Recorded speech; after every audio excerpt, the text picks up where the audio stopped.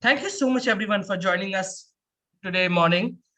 Before we begin and start the talk and introduce the guest who needs no introduction, a bit about the Indian Liberals program. The Indivisibility.in is a digital repository of the Indian Liberals tradition. It is an initiative by the Center for Civil Society, which is a public policy think tank based in Delhi, in collaboration with the Frederick Newman Foundation for Freedom. The Indian Liberals website contains numerous articles, videos, podcasts in English and other regional languages, covering both economic and social aspects of liberalism. I would highly encourage all the listeners here to visit the website after the lecture. We'll be dropping the link in the chat. It's indianliberals.in. And a huge shout out to our supporters for this program, the Frederick Newman Foundation for Freedom. I would also like to thank two other organizations which helped us make this program a success, which is the Students for Liberty, which is the largest pro-liberty student organization in the world in terms of leaders, countries represented, and events, and the Swatantrata Center, a social enterprise that promotes choice, opportunity for all individuals to build a decent life with dignity. Now, to skip the much ado and start the lecture, it's my honor and responsibility to introduce the speaker, and I'll try to do that justice. Sagarika Ghose is one of India's most noted journalists, as well as an author and broadcaster. She has worked with the Times of India, Outlook magazine, and the Indian Express. She was a prime-time television news anchor for the BBC World on Question Time India, as well as on the news network CNN-IBN. She's the author of two novels, The Gin Drinkers and Blind Faith, as well as a recently published best-selling biography of Indira Gandhi, Indira, India's most powerful prime minister. Her most recent published work is the critically acclaimed Why Am I a Liberal? A manifesto for Indians who believe in individual freedom. And we'll hope that we would hear more about this book today in the talk. Ms. Ghose has won numerous awards in journalism, such as the C.H. Mohammed Koya National Journalism Award, and is listed as the world's most famous Rhodes Scholar. Ghose has a BA in History from St. Stephen's College, Delhi University, and a second BA and MPhil from Magdalen College, Oxford University, where she was a Rhodes Scholar. She's a popular and influential columnist who currently writes for the Times of India and appears as an analyst in the NDTV. Before we begin, just a quick word. We would be adding a Slido link in the chat. So throughout the talk, we highly encourage whatever questions you have for Ms. Ghose to put them in the Slido link. The Slido link also allows you to upvote other questions which you would like to be taken up first. Okay. Thank you so much, everybody. And with that, we'll just throw the floor open to you. Thank you very much, the Center for Civil Society, for inviting me to talk to you. In our country, the case for individual liberty has never been more urgent. We are living in a time when liberty across the board is deeply threatened. As the father of Western liberalism, John Stuart Mill, feared, individual freedom is in danger of becoming more restricted in a democracy than in a dictatorship because of what Mill called tyranny of the majority. In the last weeks alone, we have seen several instances where individual liberty has been attacked. The comedian Veer Das has had a legal complaint filed for his talk in the United States. The comedian Munawar Faruqi's shows in Goa were cancelled. 2 women journalists were detained under the Terror Law, Unlawful Activity Prevention Act in Tripura, and various advertisements of businesses from Fab India to Dabur were forcibly taken down. Earlier, we have seen how a young climate activist, Disha Ravi, was jailed for sharing information on the farmers' agitation. Many student activists continue to be in jail for protests against the new Citizenship Amendment Act. They have been charged under terrorism law or the UAPA. 5 academic activists, including Sudha Bhardwaj, who was honored by Harvard University, and others arrested in 2018, remain in jail. The revelations that the government has acquired Pegasus software to spy on citizens' phones shows that state surveillance on citizens is increasingly a fact of life. The great liberal thinker and writer and founder of the Swatantra Party, who you know very well, C. Rajagopalachari, wrote, "There is suppression of individual liberty, and the state is a leviathan, a giant entity poised against the citizen menacingly, interfering in life, mistrusting people, imposing restrictions, creating an army of officials, hypnotizing the people with slogans, a scheme in which government is taken for granted and citizens are ignorant of their interests. Fear is growing. And because of fear, people are getting corrupted, immoral, and fraudulent. These words were said in time when the state structure created by Nehru and Indira Gandhi was in place, but they are apt and prescient today. I particularly like Rajaji's observation on state power and fear, and the capacity of fear to degrade and destroy the individual's spirit. Is liberty divisible? Can we have freedom in the economy but stultifying control in society? I don't believe so. A recent debate has been ignited between liberals about the repeal of the 3 farm laws and the morality of the farmers' agitation. Freedom is indivisible. We cannot only argue for economic freedom and liberation from the license raj and open markets if we do not, at the same time, argue for freedom in society or freedom in politics or freedom in university campuses or in Bollywood or in the field of the arts. Now, I believe that Indian agriculture, like all liberals, must be freed from suffocating grip of rules and have greater access to the market. Endless open-ended state procurement of grain at high prices is not sustainable. But my argument with some liberal friends is, should these reforms, within quotes, be imposed on people through a coercive act of state tyranny? Economic reforms, after all, are about people. And it is people who must be persuaded that these changes are in their interests, not be forced through state violence into so-called reforms, in which citizens remain vulnerable to the arbitrary exercise of state power and cannot hold the state accountable. The playwright Anton Chekhov said, "Despicable means used to achieve laudable goals render the goals themselves despicable." The farm bills did not fail because they divided opinion, but the means adopted led to collapse of the policy. The laws were rammed through parliament, through ordinance and voice vote, in a health emergency where insecurities and anxieties were already sky high. It is precisely these kinds of non-democratic means that discredit the reforms process. If we say that the withdrawal of the farm laws indicate that reforms have taken a back seat, it would only be a demonstration of the fact that liberals think reforms can never be popular with the people. And therefore, to implement reforms, we need top-down state action and tyranny that goes against the popular sentiment. Is this sustainable? Should liberals ride the coattails of executive diktat if there is the token promise of an allegedly liberal policy? This would deprive reforms of public support and legitimacy in even greater degree and necessitate that they be brought in by stealth and state violence. Mahatma Gandhi, the founding father, as I call him, not just of India's freedom, but also of Indian liberalism, saw liberalism located at the grassroots and in social and political action on the ground, persuading and interacting with the last woman that change, and it was by persuading and interacting with the last woman that change in society was to be created. This, of course, requires hard work. We cannot compartmentalize freedom, assuming that economic reforms can spur society on towards progress, even as authoritarianism and central control and abuse of individual dignity descend like clouds. The unique features of India cannot be compared to the Chinese mix of economic miracle and social and political authoritarianism, because the simple fact is India is a proud liberal democracy and has been for 75 years. We cannot now give up our hard-earned democratic freedoms. For me, greater freedom for the individual and less freedom for government is the ideal in all spheres of life. The liberal philosopher Isaiah Berlin spoke of 2 kinds of liberty: positive liberty and negative liberty. Negative liberty is freedom from dictatorial control by another. But positive liberty is the right to choose my own path to prosperity and well-being and to be persuaded and not coerced. We call ourselves lovers of liberty. This means we all believe broadly in individual liberty and dignity, open markets, a limited government, and rule of law.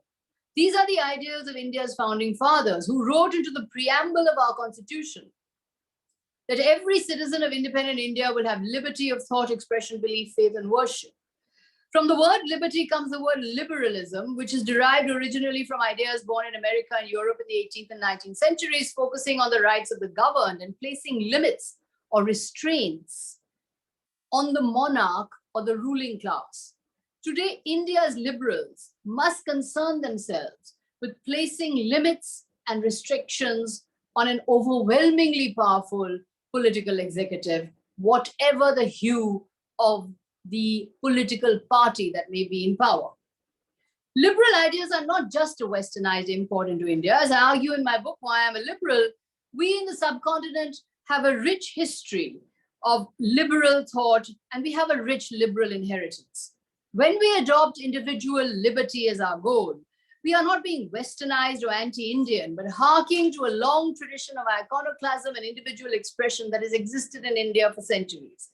India's free questioning traditions go back to the Brihadaranyaka Upanishad and the free dialogue between Gargi and the great sage Yajnavalkya, whom she dared to question. The freedom to argue and debate is enshrined in the Bhagavad Gita, in the argument and counter-argument of Krishna and Arjuna, where even God had to argue his case. The Buddha and Mahavira were great seekers of individual dignity against the orthodoxy and control of traditional priests. During the Bhakti movement of the 15th and 16th centuries, poets like Kabir and Mira championed individual freedom in the spiritual sphere, calling for an individual union with the divine away from the stranglehold of clerical authorities and taboos of caste groups. Sufi Islam in the northern subcontinent interacted with Hindu mystical traditions to produce variations of this theme of an individual quest for the divine. The quest for individual freedom is thus a long one in India, whether it is freedom from state tyranny or freedom from group tyranny. In Hindu traditions, the Atma is the center of philosophy. What is the Atma but the individual soul, the free individual, free to choose her own path to God? Hindu traditions are devoid of a single temple or a single holy book or a single deity or a single set of priests. Instead, in the dizzying diversity of Hindu practices, lies the freedom for the individual to choose her path. The seeker seeks alone. Freedom for the soul is the ultimate goal of Hinduism, said Vivekananda. The Hindu religion consists not in believing certain set doctrines and dogmas, but in spiritual verities like the free Atma. To destroy the individuality inherent in Hinduism by insisting on a single holy book or a single temple or a single way of worship or a single set of rituals or a single deity is tantamount to attacking the nature of Hinduism itself and reducing it to a caricature of its philosophical self. Ramakrishna Paramahansa said, Jotomot Totopot. There are as many paths to God as there are opinions. In subcontinental belief systems, every faith is a legitimate spiritual pursuit, showing the deep roots of individual liberty to question in our land. The 14th century Vaishnavite poet Chandidas, echoing an individualist message, said, Shobar opore manush, shotto tahar opore nai. Man is above all. There is no truth above man. Mohandas Karamchand Gandhi was steeped in these spiritualist traditions, and because he believed so fervently in the individual, that there was no greater and more passionate defender of individual liberty than Mahatma Gandhi.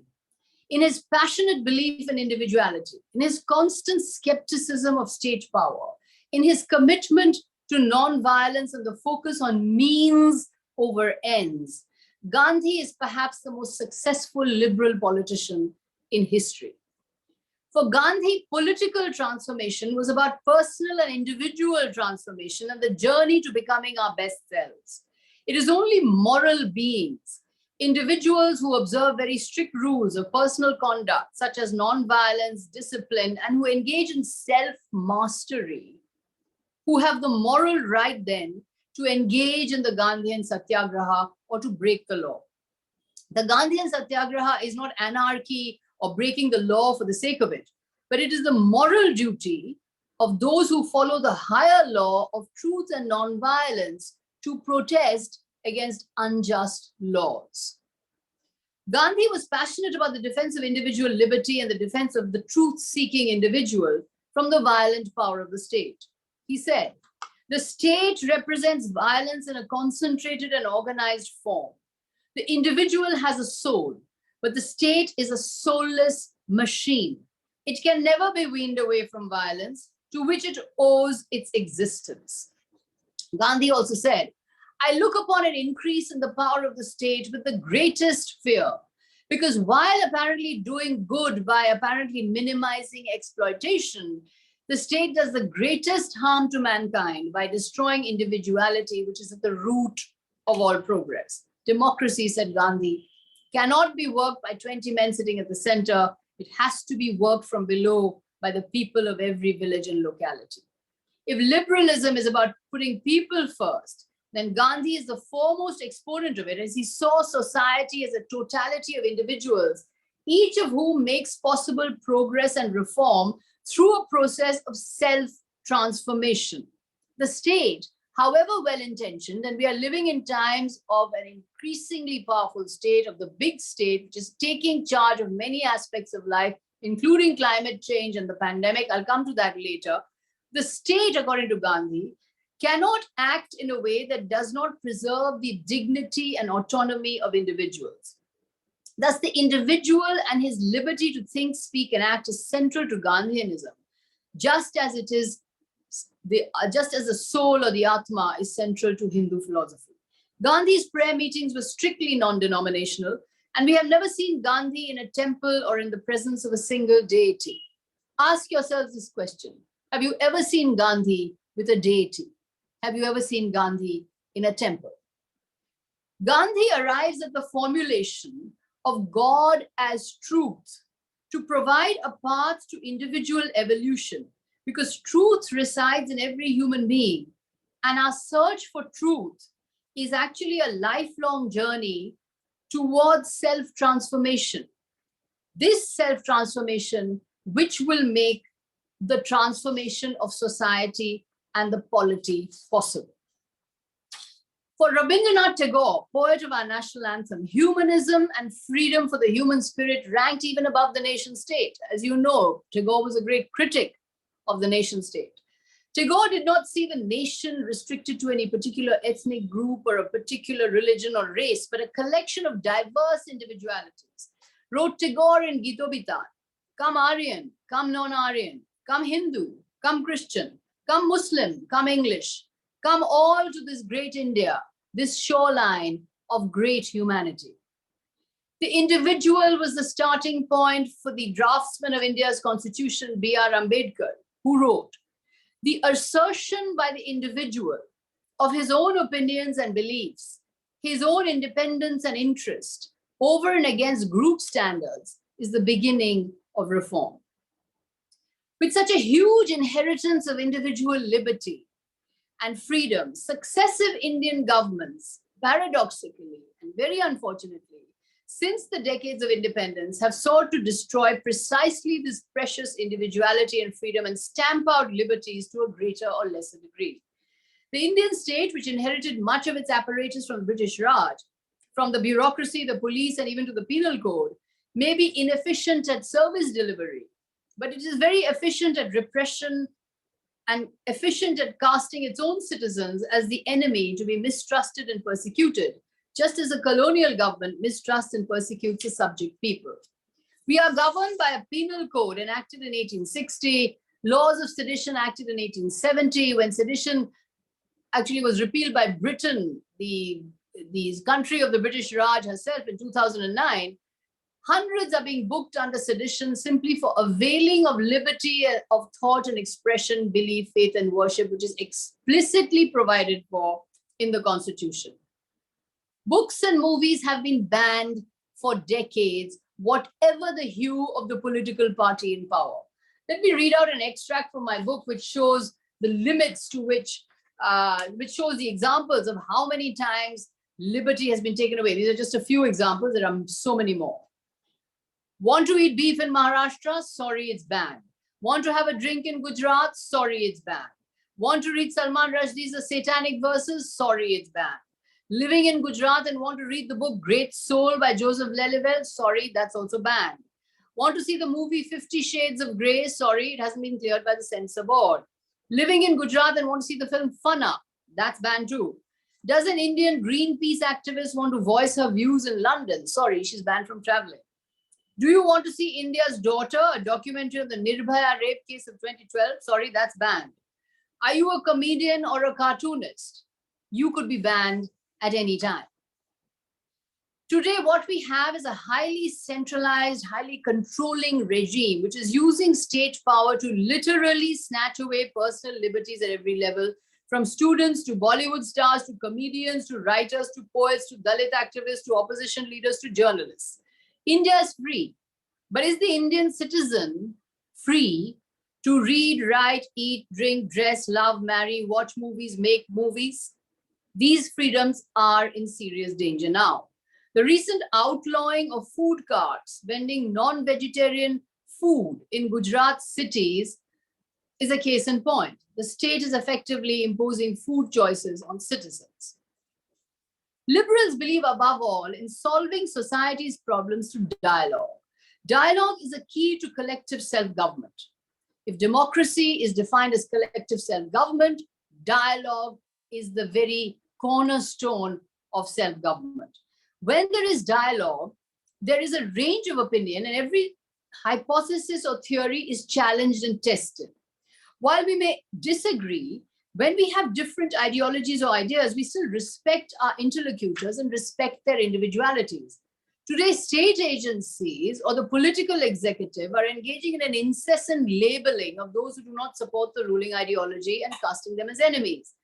Tukre Tukre gang, Khan Market gang, Andolan GV, urban Naxals, the constant labeling is resulting in the space for dialogue being shrunk. This is another serious assault on individual liberty. The right to dialogue, or Vad Vivad Samvad, as we have been arguing, is as old as the Bhagavad Gita. When students are browbeaten and called names, when citizens are booked for sedition, when companies are forced to take down advertising, the Indian mind begins to close. And when minds close, can there be innovation and free thought in the economy? How can citizens who are afraid to think and express themselves create a dynamic entrepreneurial society? Individual liberty, the capacity of the individual to be her best self and fulfill her potential, is vital for those of us who believe in an entrepreneurial economy buzzing with new startup ideas and new business ideas. If the free entrepreneurial drive is stamped out, free-spirited entrepreneurs will flee India rather than submit to government diktats. Businessmen will turn into cronies, living off political patronage, rather than satisfying paying customers. For example, the first startups in America, the innovative entrepreneurial ideas that transformed the economy, did not bloom under the aegis of government power in Washington, D.C. Instead, Silicon Valley, home to some of the world's most exciting new businesses such as Apple, Facebook, and Google, which did benefit at first from government support, blossomed in the state of California, the land of hippies and flower power. It was in California where in the late 60s, authority was rejected and individual freedom was embraced. And it is today the home of talented new business. California has always been noted for its liberal spirit. Let's hear from C. Rajagopalachari again. Talent and energy must find scope for play without having to cringe and obtain special individual permission from officials and ministers. Their efforts must be judged by the open market in India and abroad. Now, this was written in 1959 when Rajaji and Minu Masani, as you well know, as students of liberty, founded the Swatantra Party. The liberal Swatantra won 18 seats in 1962 and as many as 44 in 1967. So let's not ever be under the false impression that Indian voters do not have an appetite for a liberal party or for a party dedicated to individual freedom, individual choice, individual dignity against overweening statism. The Swatantra could not stand up to the populism unleashed by Indira Gandhi, nor the 1969 nationalization of banks, which cut off its funds. As Indira Gandhi's biographer, I know that one of her main motivations was not just to bolster her image against the Congress old guard, but also to strike a blow at the Swatantra, which had become the main opposition party by 1967. The government takeover of banks was another disastrous step of big statism, converting banks into political fiefdoms or the personal property of politicians. The governmentalization of banks illustrates the point we have been making about the fact that it is the secular parties who first introduced overweening statism into India. This statism now taken to maximalist heights by the Hindu nationalist regime. It is the Congress which first started pushing political ideology through the apparatus of state power, and the BJP who have taken the state to its maximum possible height of power, until the state is now intruding into our kitchens, bedrooms, classrooms, and recreational centers. So actually, this trend of increasing state power and pushing political partisan ideology through state apparatus is common to all parties in India, except for that brief moment, the Swatantra. I have just finished writing a biography of Atal Bihari Vajpayee, which is due for publication in December. Now, Vajpayee often spoke in Parliament on the evils of nationalization, which he called governmentalization.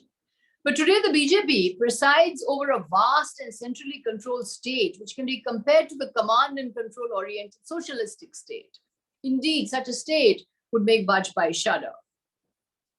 Now, at the forefront of this highly intrusive state, and I want to dwell on this for a bit because I think it's central to individual liberty.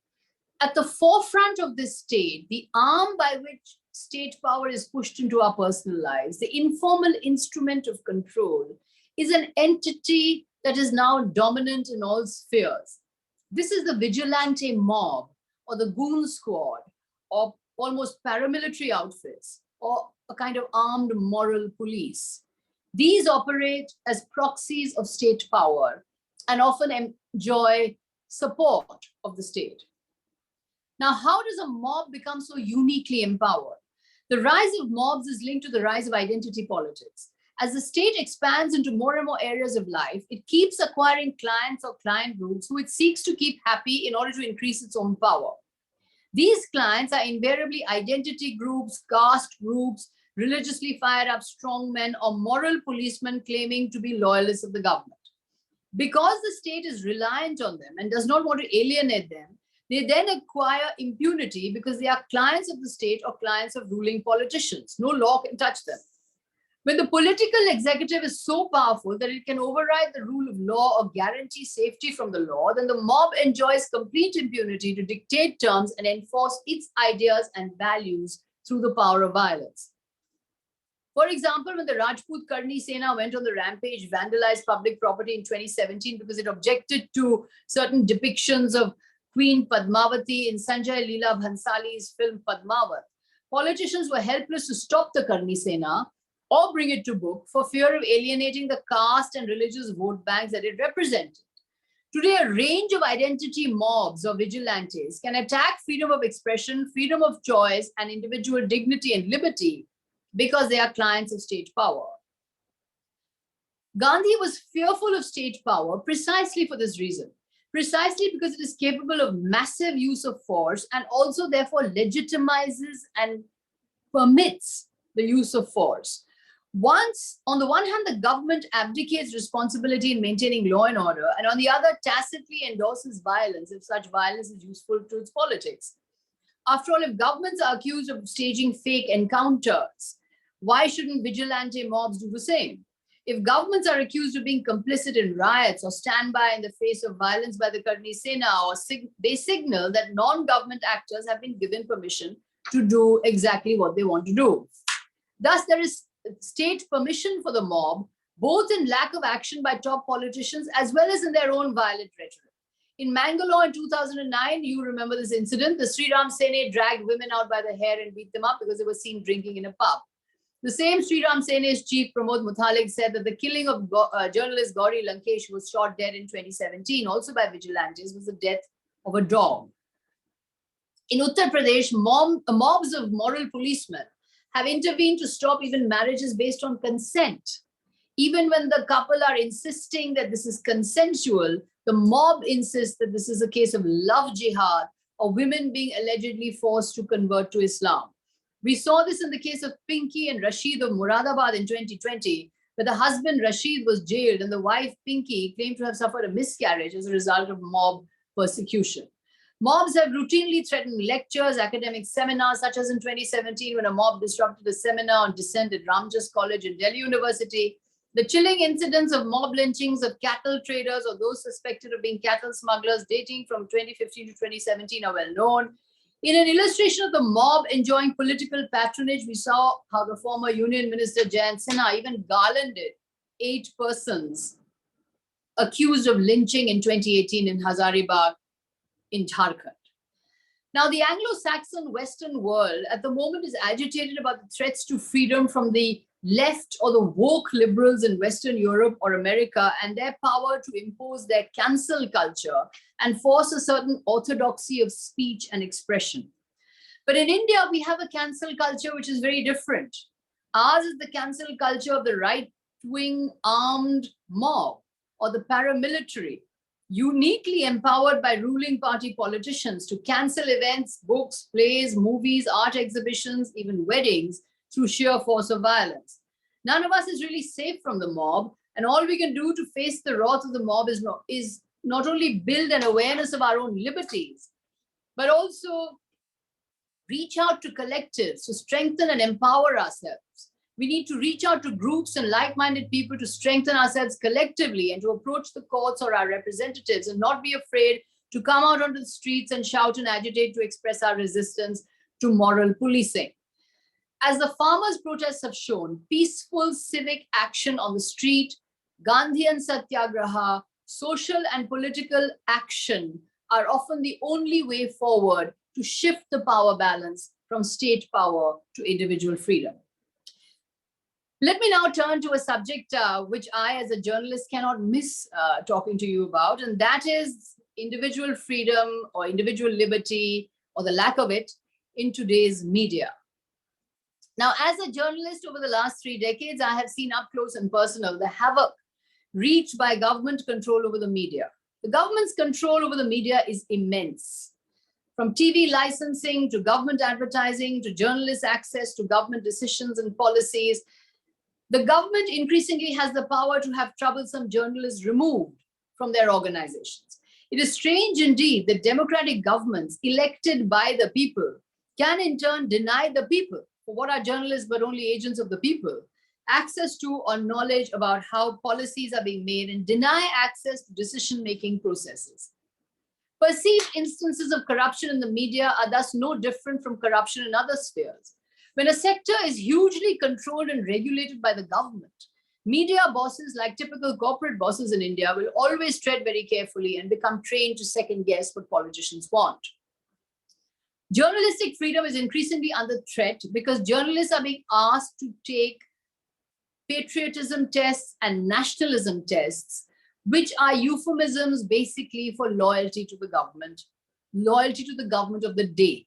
Because let us emphasize that every government, whatever the color of that government, whatever the political ideology of that government in every state can be similarly dictatorial. So no party is free from abusing freedom of the press. But the patriotism of the journalist lies above all in telling the truth and reporting honestly and accurately. Neutrality is the new buzzword. Journalists are being asked to be neutral and participate in an amoral whataboutery. You know what whataboutery is. You can't protest about something today because what about something that happened 20 years ago? You can't say anything about corruption, about communal riots today because what about something that happened 30 years ago? You can't say anything about political violence today because what about something that happened 50 years ago? So this whataboutery is highly immoral and completely negates all notions of right and wrong. I would submit that a journalist is never neutral. We must always be on the side of the truth, even if that truth is not palatable to whichever party is in power, whether X political party or Y political party. The journalist should not be the high priest in the church of both sidism, where we say that X says it's raining, Y says it's not raining. Therefore, the middle ground is between raining or not raining, is it may be raining. That's not the job of the journalist. We have to look outside the window and see if it is raining and tell the truth about whether it is raining or not. That is the fact that we have to report. Instead, we have to always tell the truth, irrespective of who that truth makes uncomfortable. In reporting caste crimes or crimes against women or crimes against the dispossessed, is the journalist supposed to be neutral with facts? No, facts are facts, and they need to be told without fear or favor, because there is no scope for so-called neutrality over facts. For the so-called muscular nationalists of today, the desire is not always to be truthful, but to always be right. That's because the pursuit of truth, the Gandhian pursuit of truth, necessarily requires that one accept the possibility of mistakes. But if you always want to be right, then it's necessary to paint everyone else who may be saying something different from you as wrong and as the enemy, or eliminate that viewpoint, because you have to always be right. You cannot accept the possibility that you may have made a mistake. During the emergency, Indira Gandhi imprisoned over 200 journalists. Hers was a declared emergency passed by presidential proclamation and ratified by both cabinet and parliament. Today, we have state power exercised through ostracism, denial of access of interviews, denial of advertising and government publicity, perhaps in a way an undeclared emergency in which the press has been effectively tamed and media owners brought to heel. Of course, there are internal challenges too. The media suffers from what I call the 3 C's: the crisis of co-option, the crisis of commercialization, and the crisis of compromise, moral, intellectual, and professional. This is a catastrophe for the media, which is supposed to be the vanguard of holding the powerful to account. It is as if the most fearsome guard dog of democracy has been defanged and sedated. The journalist George Ramos, who was famously thrown out of a Donald Trump press conference in 2015, said, "Neutrality is often an excuse journalists use to hide from their own true responsibility. Our responsibility is to challenge those in power." I didn't become a journalist to be a tape recorder. What happens if you are covering a dictatorship? Are you going to report what the dictator wants, or will you confront them? Will you report only the official version? Spanish has a great word to describe the position journalists should take: contrapoder, or anti-establishment. We journalists always have to be on the opposite side of power and on the side of individual choice, individual freedom, and individual liberty. Sadly, journalists today, or most of the media today, is firmly allying with the side of power and state. Media freedom has disappeared into a wasteland of politicization. At a time when individual liberties need trenchant and ferocious defense from the press sadly has simply vanished. It is not there, except for a handful of journalists and some stout-hearted digital outlets. The business model has let television down. In fact, the business model of television news is broken. When you are dependent on advertising, you will always want to keep the advertiser happy and the government happy because of the enormous power of the political executive to simply shut your outlet down. There are 397 licensed TV channels, approximately, all competing for the same advertising pie and all chasing TRPs that determine who gets the most advertising. In this situation, all of us who consume the television media must become much more media literate and media aware and realize that often what we see on screen is simply that crazily competitive dash for TRPs and not an objective presentation of the news. You are blessed to have at your disposal a wide range of digital outlets and digital entities that can give you the news. The days of a single newspaper or a single TV channel that I will only use my news, get my news from this particular TV channel or this particular newspaper, those days are gone. All of us as media literate individuals must consult and get our news from a wide variety of entities. Earlier this year, we saw income tax raids at the offices of the Dainik Bhaskar group, and the feeling was that the group was being punished because of its coverage of the COVID deaths in Uttar Pradesh and photos of bodies floating in the Ganga. What chance is there for press freedom when the government can raid you, imprison you, shut you down, charge you under sedition or UAPA, or simply cut off all access and use access as a lever? In some situations, journalists have lost their lives, such as my good friend Gauri Lankesh. The journalist Siddiq Kapan was simply on his way to file a story on a crime against a woman in Hathras, And he remains in jail today. He has been in jail since the last year, in fact, charged under terrorism laws. Why are journalists and students being charged under terrorism laws? Such arrests create a chilling effect, and journalists begin to self-censor, and citizens then do not get the truth. So what can we all do? Let me now turn in the latter part of this lecture to liberal solutions and what we can all do to keep individual freedom and liberty and individual choice as safe as we can. The first thing, of course, is to recognize the perils of state power and try and take back the power, or, that Brexit slogan. I don't want to use a Brexit slogan, but that slogan, take back control. Take back the power for individual freedom, for individual liberty, and don't be afraid to express these views publicly. One of the things we can begin to raise our voice on, and this is a cause very dear to me and one that I campaign for, is the politicians' power of censorship. Now, we all love watching movies. Why don't we as citizens begin to speak out on why the Central Board of Film Certification, or the dreaded Censor Board, be entirely abolished and the Ministry of Information and Broadcasting as a whole be shut down? In a world where information is free and available, should there be a Ministry of Information? Think about the absurdity of that. Is there any other democracy in the world where politicians have the power to censor films or popular entertainment? Back in 1999, when Jayapal Reddy was the INB minister in the IK Gujral government, he actually asked me to become a member of the censor board. At that time, I studied the censor board, and I took a considered decision at that time to refuse Mr. Reddy's invitation. This is because a film censor board, I believe, should not be made up of political appointees or people who politicians want, but be an industry body. The Board of Film Certification is actually mandated to only certify films. It's the Board of Film Certification for age groups. But instead, it has over time arrogated so much power to itself that it dictates what words can be used or not used, images that can be used or not used, sentiments that can or cannot be aired.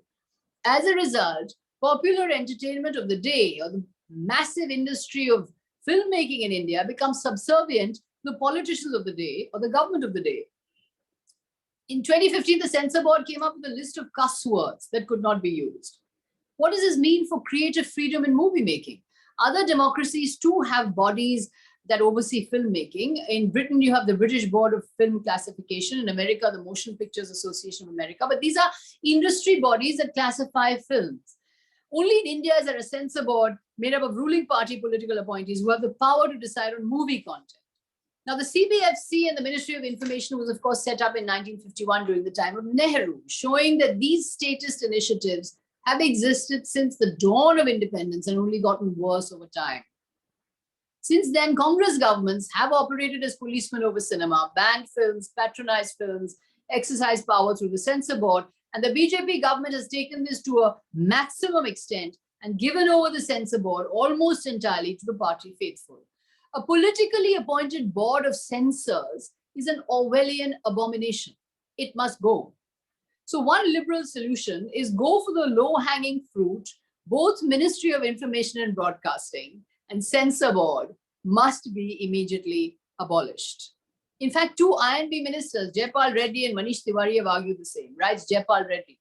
It is important to note that no advanced democracy, be it in Western Europe or North America, has a ministry called Information and Broadcasting Ministry.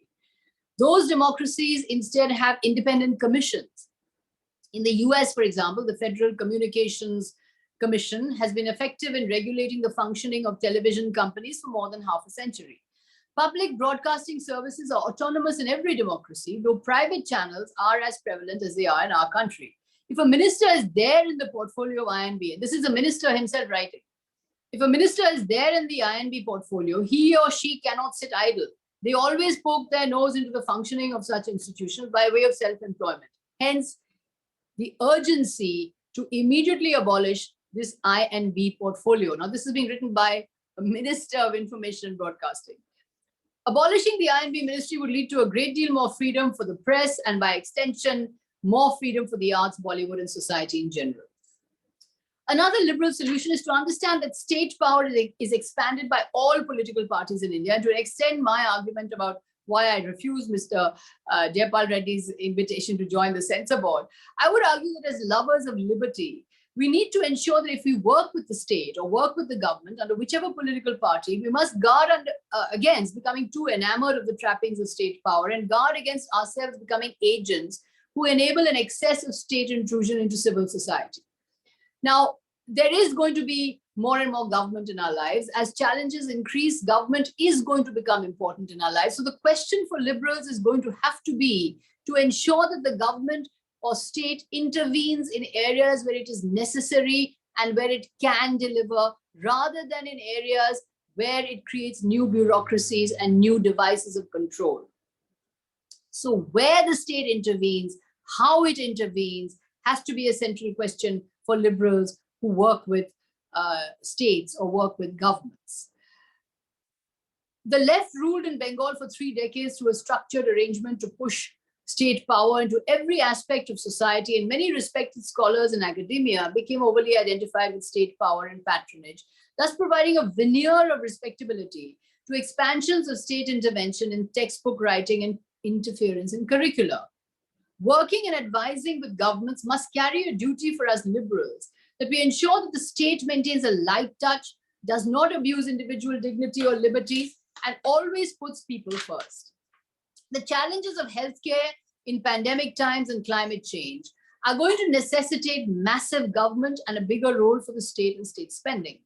But for those of us who believe in limited government, we should be on guard to see that the state is pushed to be impartial. It intervenes only in areas where it is needed, and it does not set up new bureaucracies and delivers on governance instead of creating a distorted system which is incentivized to increase control. The distorted incentives that the state always introduces into the system of reams of paperwork and people deriving their power from endless form filling, that is the kind of state bureaucracy and creation of new structures of control that the liberal must be on guard to prevent. Another liberal solution is always to guard against one-party rule. As a journalist, I've witnessed that one-party rule is always detrimental to governance. In Kerala, where governments alternate between LDF and UDF, as you know, there's that alternating arrangement of LDF for 5 years, the left-led LDF for 5 years, the Congress-led UDF for another 5 years. The trend has recently been bucked in the last assembly election, but this is generally the trend in Kerala.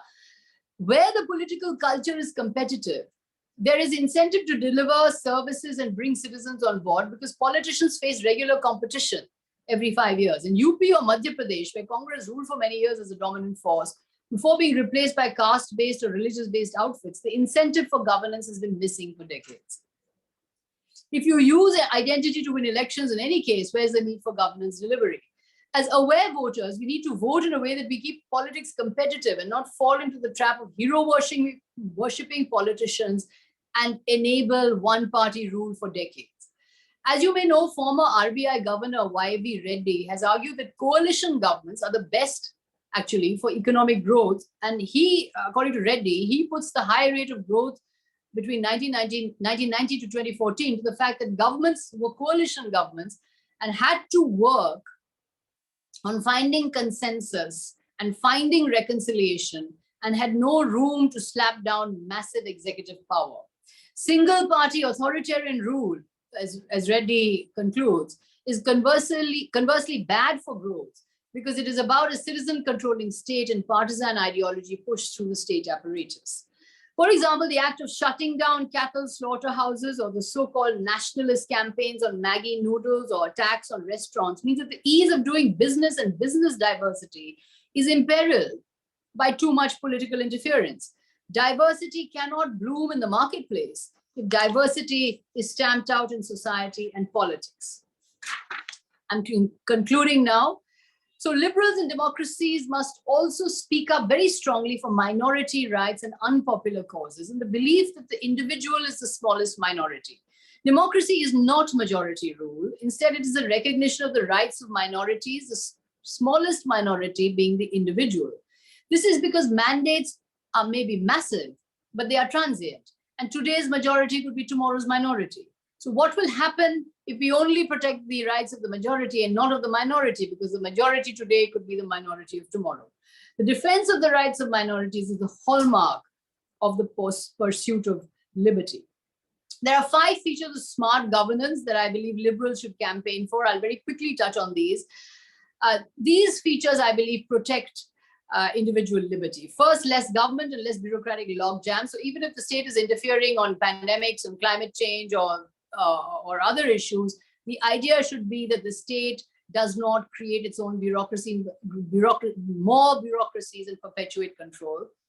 Second, leadership by experts and stakeholding of citizen experts in increasingly challenging areas like pandemics and climate change. Third, decentralization and devolution of powers to local bodies. Fourth, insulating decision-making from politicization. Fifth, demanding truthful, substantive, and accurate information from the government. This is, I believe, a fundamental right of all citizens. We need to campaign for this on a war footing. Truthful, substantive, and accurate information is our right. Facts and truths are key to democracy. Without facts, we cannot defend individual liberty because we simply don't know how liberty is being snatched away.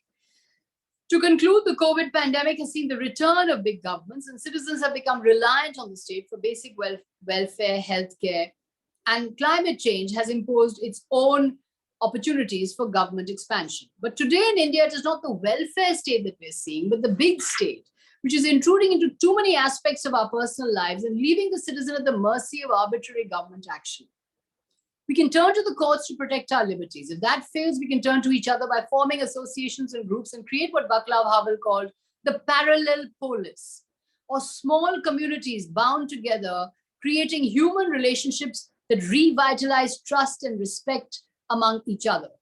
We can also keep liberty safe by embarking on that great transformational journey that Gandhi wanted us to undertake, the journey towards truthfulness and courage. Don't escape or try to get away. Instead, plunge in and make the most of the opportunities of democratic citizenship. There is no substitute in the end, I believe, for political and social peaceful action by citizens of the kind that the farmers' agitation has shown us. When citizens mobilize against the state in a non-violent manner and pursue the Gandhian satyagraha, that is when the balance of power can be shifted between an all-powerful state and the liberty-loving citizen. India is a free country, but now we must collectively work to set every citizen free, There is need, as Rajagopalachari said, for a second freedom movement to protect the personal liberty, to read, to write, to think, to do business, to love, to marry, to eat, liberties which we all treasure. Thank you. Thank you so much, Ms. Ghosh. I'll give people about 30 seconds for this to sink in, because I've got tons of questions from the 50+ audience has been constantly, continuously listening from you.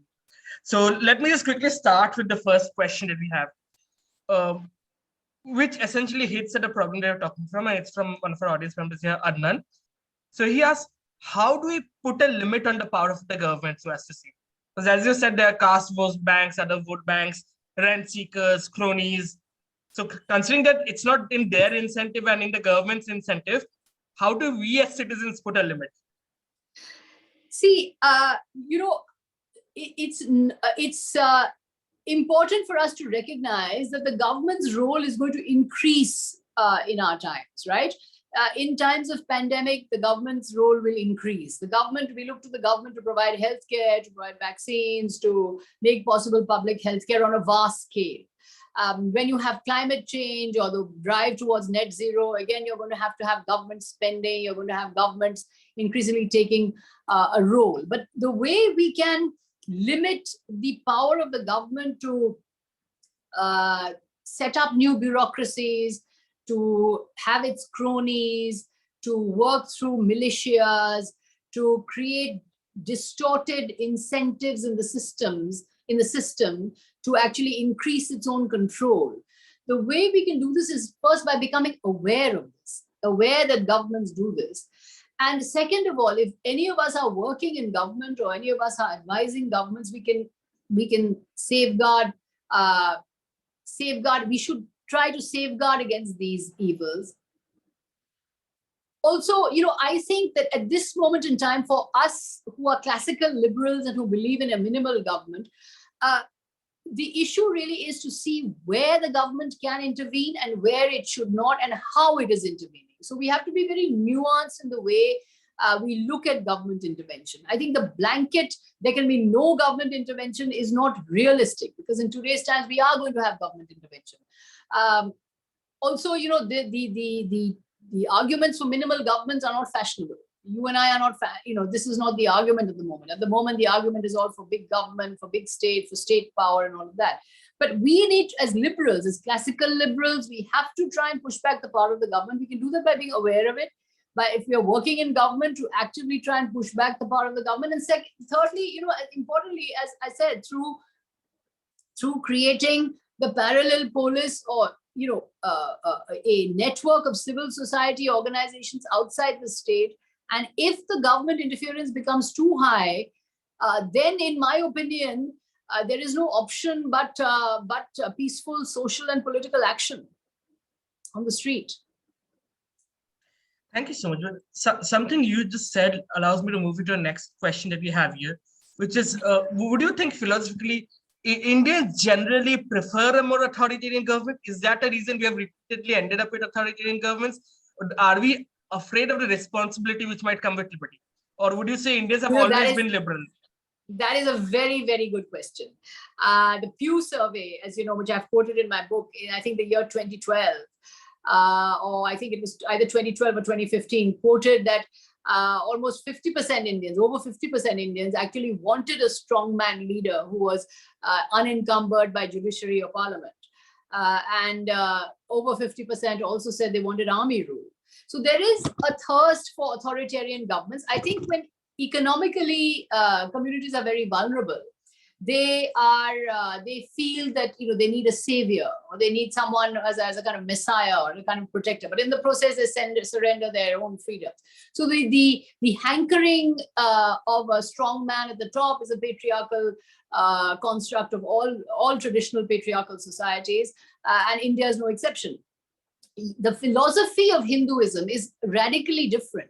When I was writing my book, I delved into the writings of S. Radhakrishnan and Hiriyanna and the Ved and the Upanishads and the writings of Vivekananda. And all of it is centered on individual freedom and the freedom of the Atma and the Atma's responsibility to perceive the Brahma. But as a nation and as a society, perhaps because of the prevailing insecurities that we face, we are in search of a savior. As has been said, this is the time of electoral autocracy. In the 1930s, the enemy of democracy was communism. In the 1940s, the enemy of democracy was fascism. Today, the enemy of democracy is democracy, because it is through the democratic process that we are getting leaders who are turning their back on democracy and abusing democratic freedoms and actually depriving the individual of sovereignty. So it is the democratic leaders who are turning their back on democratic institutions and who are engaging in the cult of personality and the cult of absolute power. Now, are Indians by definition, do they gravitate towards this strongman cult? Do they gravitate towards the absolute ruler? Do they gravitate towards the sultan type ruler? I believe so, yes. Which is why my opinion, or the opinions of those who love liberty, are often not popular. But that doesn't mean we should not have these opinions and canvas for these opinions, because at the end of the day, our philosophy teaches us that the individual is sovereign. Democracy teaches us that the individual is sovereign. Gandhi teaches us that the individual is sovereign. Why then are we giving up our sovereignty and surrendering our Atma to the cult of worship for any form of elected leader? So this is the question that a lot of us wrestle with, and I think it is also, as I said, a factor of economic and social insecurity, or feelings of vulnerability and anxiety, that economically vulnerable communities are uniquely susceptible to the cult of personality of so-called savior strongmen. So this is a fact, but that doesn't mean that we don't continue to canvass on the need for individual choice and individual freedom and individual sovereignty. Thank you so much. I think it was very well-rounded answer. So I'll try to merge a couple of the next questions because they're kind of similar in my opinion. So one of the questions from one of our audience member here, Dia, who points out that considering that the opposition to the current alt-right government might be as statist or as authoritarian, right? And which is something some of the other questions also hint at. Should we be blanket as liberals supporting any and other opposition which comes to the singular purpose of opposing the current government? Because they might be as statist and they might be looking to get the same power. You know, my view is all Indian political parties are statist. The cartoonists and professors have been imprisoned in Trinamool-led Bengal. Films and books have been banned by Congress governments. It was a Congress government that banned Salman Rushdie's satanic verses. And of course, we have seen the many bans and many restrictions on liberty of this government. So statism and increasing power of the state, yes, is not the monopoly of one political party. My point is that, we as liberals should work towards political competitiveness. We need to keep the political culture competitive. In Kerala, the alternating spheres of influence, alternating times in power, LDF and UDF, I believe makes politics uniquely competitive. When politics is competitive, politicians are then incentivized to deliver because they'll be out of power in the next 5 years. So they're incentivized to deliver and incentivized to involve citizens and to involve stakeholders in their governance. When I was in Kerala, I was always struck by the remarkable dynamism of civil society groups, church groups, temple groups, masjid groups, panchayats, local business groups, fishermen's communities.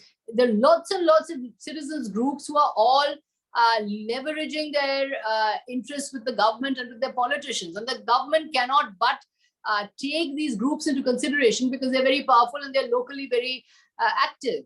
So I believe that a culture of political competitiveness is what I would argue for, not necessarily that this party or that party is a savior. No political party in India is the defender of individual liberty. Let's get that very straight. So that defense will have to come from civil society. But at least we can attempt to keep the political culture competitive. So it's not about, will this party be better than this party or that party better than this party? If we take it that all parties are similarly statist, at least by keeping the culture competitive, the political culture competitive, we are encouraging a defense of individual liberty. That's what I would argue, that we can't seek to convince politicians to safeguard individual liberty. That's up to us. That's up to civil society. We will have to do that through political and social action. Frankly, I have now come to believe a great deal in political action. There's no substitute for that. There's no substitute for political and social action on the street. Because that is what transfers the balance of power from state to citizen. Well, it's peaceful action. Peaceful Gandhian satyagraha will have to be one of the steps that citizens take, and citizens are taking those steps. I mean, university students, farmers, ladies of Shaheen Bagh, other doctors, people are taking those steps. Now, what other recourse does the citizen have to push back statism? But in terms of political parties, I believe that if you at least keep the political culture competitive, that at least is a guard against authoritarianism. Thank you so much. But that also brings me to another question that we have here. Like, I think two people have asked more or less the same question, saying that, can India be currently, where we stand right now today, be considered a liberal democracy anymore, considering a declining economic freedom and personal freedom? Do we still get to call ourselves a liberal democracy? I don't think so. I think we are as a foreign agency has referred to us, we are an elected autocracy. This trend is prevalent throughout many countries of the world. In Poland, in Hungary, in the Latin American countries, Russia. These are countries which are elected autocracies. Where the rigors of electioneering may continue, but in terms of democratic institutions, in terms of the integrity of democratic institutions, or the freedoms available for citizens, or the power of democratic institutions to function with autonomy, and these have disappeared. So you have a kind of state power which is settled on us like a cloud, and which is stamping out these institutions and the norms, restraints, and rules of democracy. I've just finished writing a biography of Atal Bihari Vajpayee. It's the next in my series of biographies. I'm writing 3 biographies of 3 prime ministers. I've written one on Indira Gandhi, and my one on Vajpayee is coming out in December. And Vajpayee was, he was quintessentially a Democrat. Yes, he was, of course, he utilized the Hindutva movement, but he kept insisting on the rules, norms, and restraints of democracy and parliament. Vajpayee was ultimately a man of parliament. And he kept insisting that on parliamentary procedure, on parliamentary rules, on parliamentary behavior. Those are slow, those are maddening, those are not suited for the TV age, but they are what keep democracy. They are what keeps democracy going. And there's been so much written already on the role of media and social media in actually undermining democracy. What social media is doing, what the tech giants are doing, and you don't need me to tell you this. This has been all over the press, and people have been writing about it. Facebook, Twitter, social media, I believe, are creating a kind of an ecosystem, an information ecosystem, which is actively undermining the truths and the facts that are needed to keep democracy working. Because the algorithm of Facebook and Twitter and Instagram is mapping your mind, right? And having mapped your mind, it is then feeding you subliminal messages, which is keeping you trapped in that ecosystem where you're only hearing yourself and other people like you. So you're trapped in your silo of like-minded people. So everybody's getting trapped in a silo, and we're becoming intolerant of opinion. We are becoming incapable of dialogue. We are only being fed information we want to hear. Social media platforms are increasingly disseminating hate speak, violence. They are actually, there are documented instances of social media leading to riots and, communal conflicts. So social media is, I believe, undermining the basis of democracy in a way.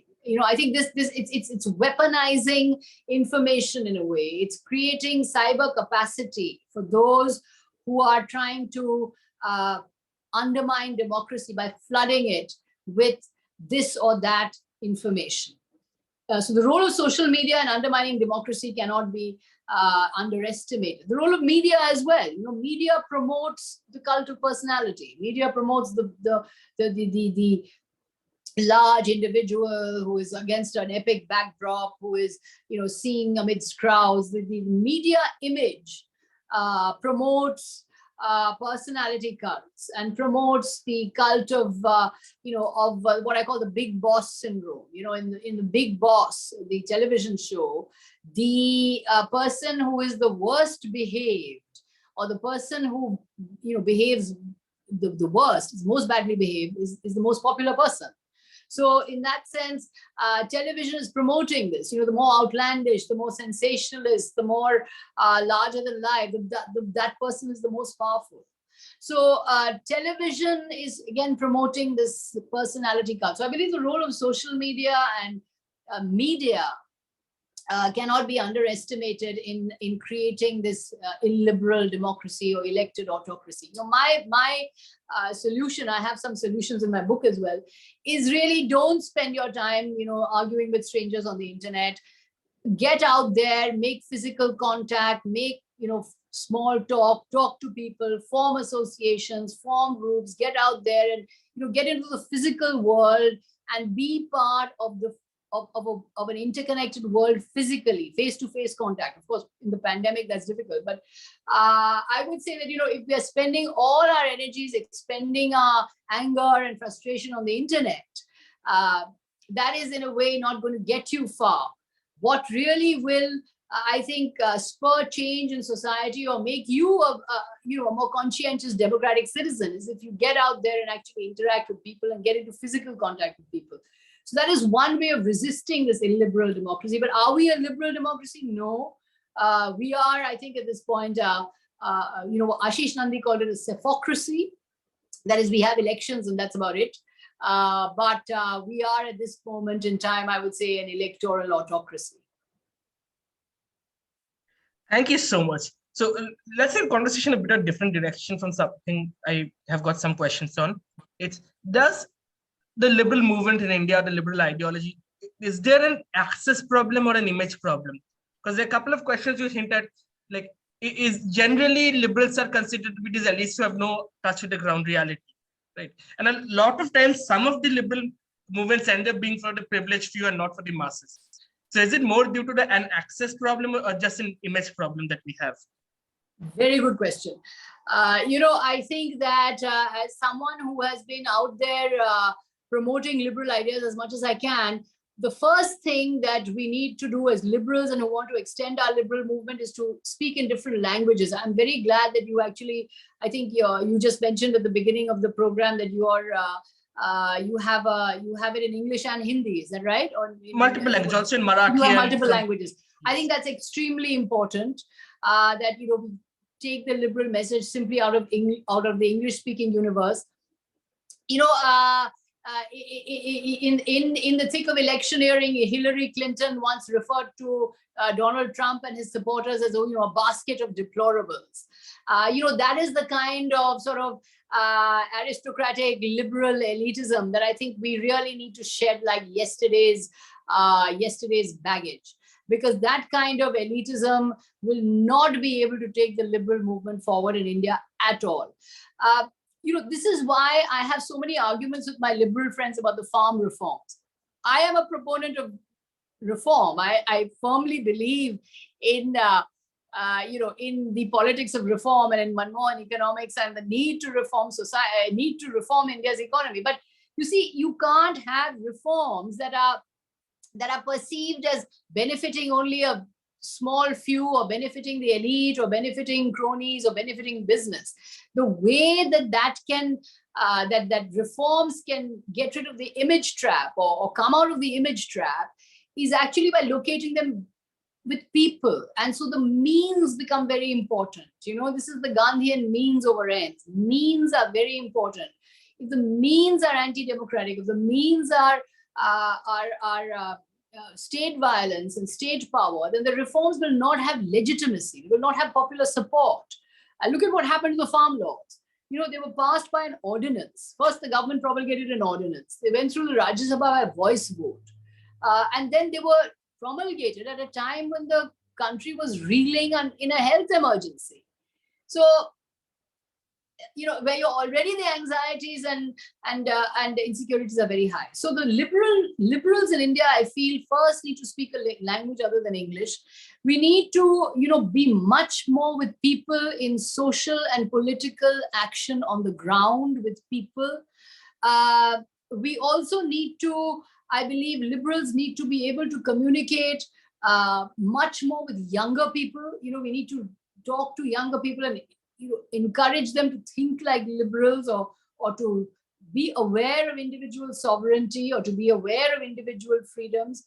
and to understand what individual freedoms mean. So we have to come out of the ivory tower. We have to speak to people out of, in different languages, have to go down to the ground. Grassroots liberalism, barefoot liberalism is what I have been campaigning for almost 3 years now.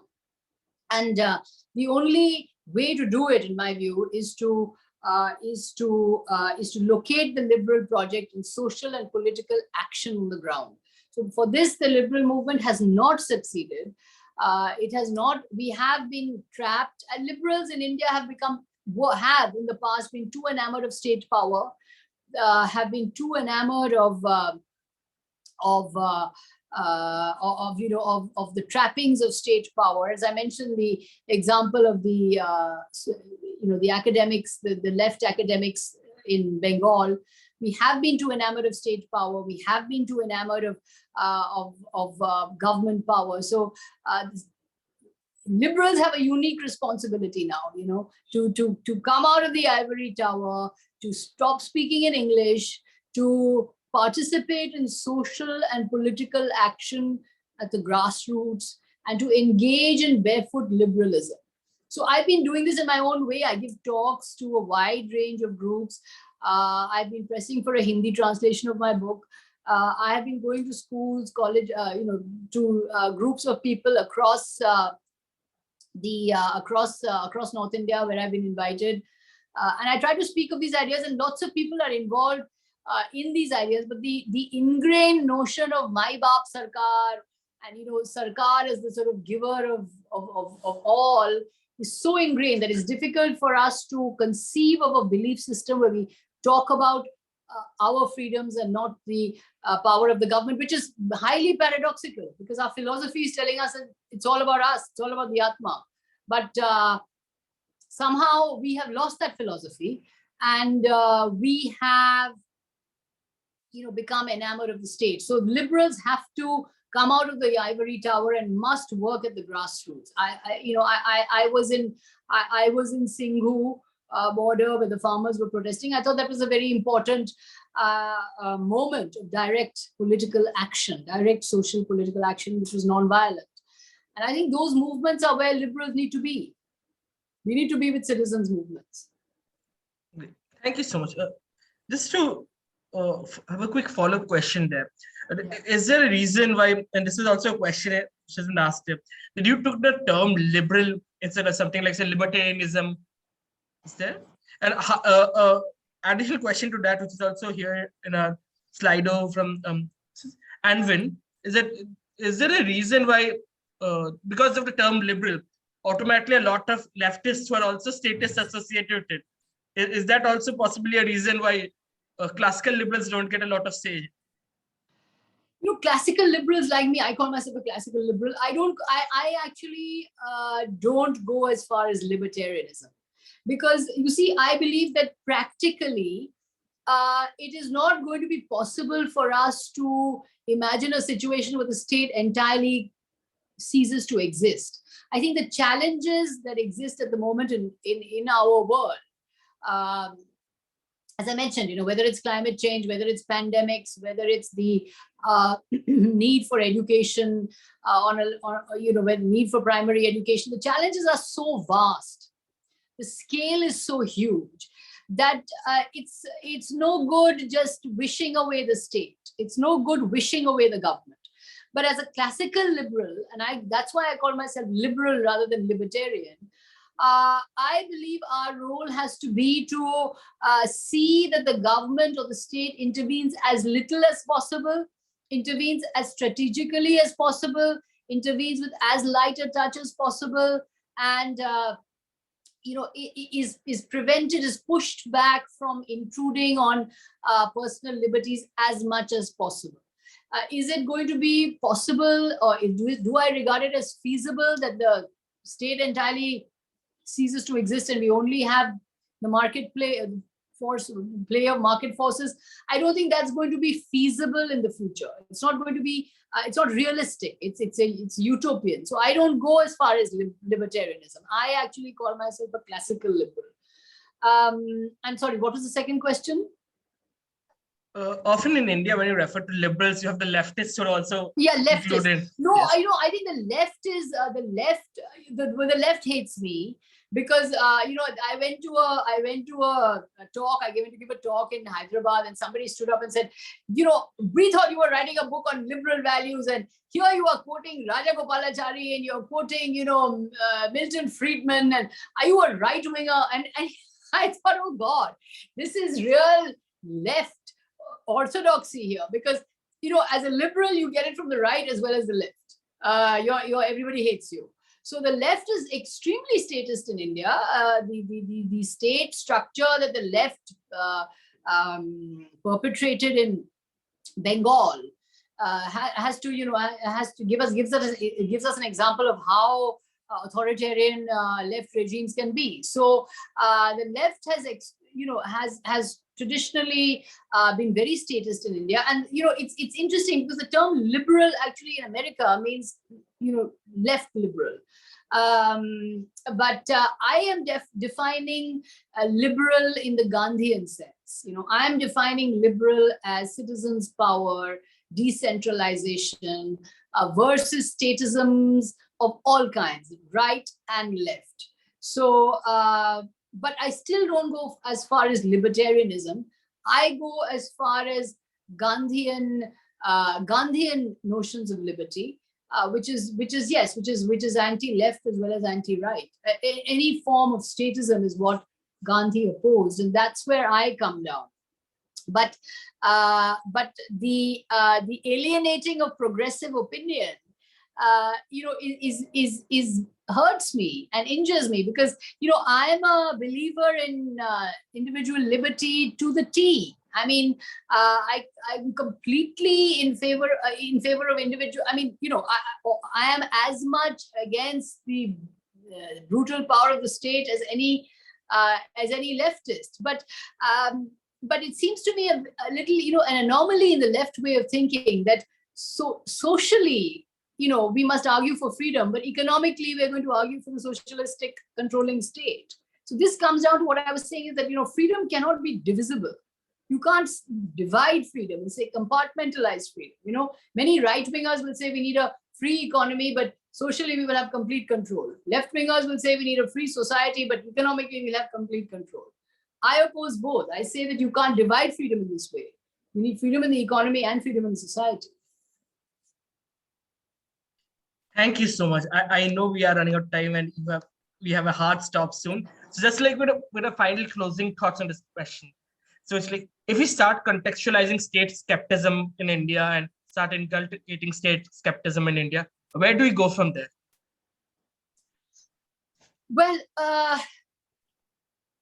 where do we go from here is, that's a difficult question, because first of all, we have to start convincing people why they have a right to their own freedoms, right? Why the state does not have the right. In the preamble, our constitution, which is the most liberal document actually, our constitution is telling us we have the liberty of thought, freedom, expression, belief, and worship. So the rights that we have are given to us by the constitution, by the ruling arrangement that presides over us, by the constitutional structure that presides over us. तो संविधान ने हमें दिया है, तो ये आजादी तो संविधान ने हमें दिया है, तो ये संविधान की रक्षा करना है. So I posited it as a defense of constitutional values, as a defense of constitutional freedoms against governments. तो संविधान की रक्षा और संविधान की सुरक्षा तो हमारी हमारी जिम्मेदारी है. So I feel that if we, by emphasizing constitutional values, we can promote state skepticism without it becoming, oh, now what do I believe in? If I don't have the state, then what do I have? Where do I go? The awareness of the constitution and awareness of constitutional freedoms is the starting point. That's how I start. I start as first championing constitutional freedoms, and then where do we go from here is basically that we keep pushing back on state power. We keep pushing back on state encroachments on liberty through communitarian efforts, through building the parallel polis, through building networks, and being in many ways, in not fighting shy, as I say, of direct political action. I know this sounds sort of as if I'm being extreme, but it's not actually. It's not. Because if you look at the farmers' protest, now a lot of liberals are, I know, attacking the farmers, and I know a lot of my liberal friends are championing the cause of reform, even in the face of the farm agitation. I would say it is possible, as my journalist colleague T.K.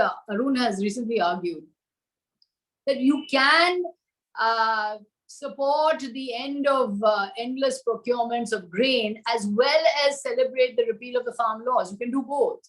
Because in the end, the farmers' agitation has taught us the value of direct political action, the value of peaceful political and social action. So where do we go from here? Is if you start with state skepticism, you start with awareness of sovereign of constitutional rights and skepticism of state power. You then have to reach a stage at some point to say that if the state is snatching away your personal rights to such an extent, then as I come down to it, there is no substitute for political action. Thank you so much. And on the point you just mentioned about the Constitution, something I really like saying, which is essentially that the Constitution does not exist to protect the state. It exists to protect us from the state. Yes, it's about people. It's about people. And think about it. I was at a talk. I was giving a talk once, and I was talking about liberal values. And a mob came in, and I talked about the Vigilante mob, and a group came in, and they said, "You're going to ban karwao," and she must stop talking and all of that. And everybody around at that gathering stood up and actually shooed these people away and said, "No, we want to hear her, so you please go out." So I'm saying that, you can do it. Of course, if the mob is violent, if there is vigilantism by a paramilitary, and often these groups are paramilitaries. I have been in situations where I've not been allowed to speak, and I had to be escorted out by police because there were people with arms who were there, weapons who were there. But if the citizens, when the citizens at this particular incident, they all got up and they forced these people to go out of the room. So in that sense, my liberty and their liberty was protected by citizens. So this was something that I was very hopeful about, that it's the citizen who's at the center of democracy. It's the citizen who's at the center of the Constitution. We are the owners of democracy. The citizen is the sovereign, right? We are the rulers. The Constitution exists for us. The democracy exists for the citizen. As Obama said, the most important person in democracy, the most important entity in any constitutional democracy is the citizen. You are, I am, all of us are. We are the most important people. It's our freedoms and our right. We rule in a democracy. We the people, right? We the people have given ourselves a constitution. We the people have given ourselves representative government. So it is we who have to take up the responsibility and the challenges of citizenship. It is we as young citizens, as old citizens, or which, particularly young citizens. Actually, I'm extremely impressed by the energy of young students these days, extremely impressed by the kind of spirit I see in campuses and in schools, because a lot of young people are extremely enthusiastic about taking up the cause of citizens' freedom. So ultimately, this entire enterprise of democracy and constitution and liberty is all about you. It's about you and your freedom, right? It's about your personal freedom. And why are you going to let the state take it away from you? When it is your freedom, it is your individuality that is going to transform society and transform politics. Remember, you are the voter, right? You elect whichever government. So take seriously the responsibility of citizenship. Nobody can take that away from you. Nobody can take away the fact that you are the most powerful person actually in a democracy. Thank you so much. And I think that would be a brilliant note to close it right now. And we are not on time here. Right. So thank you so much. And thank you so much for all the attendees and the questions. I know we had a tons of other questions, but because we have a hard stop right now, we cannot go into the other questions. As Ms. Ghosh had already mentioned, the material in the Indian Liberals website is currently available in Bengali, Marathi, Gujarati, and Hindi, but we are also planning to expand into more regional languages soon. So do keep checking on the website for more information. Always feel free to get in touch with us. And thank you once again for spending your time today with us. Thank you so much for having me. It was a pleasure. Sure, all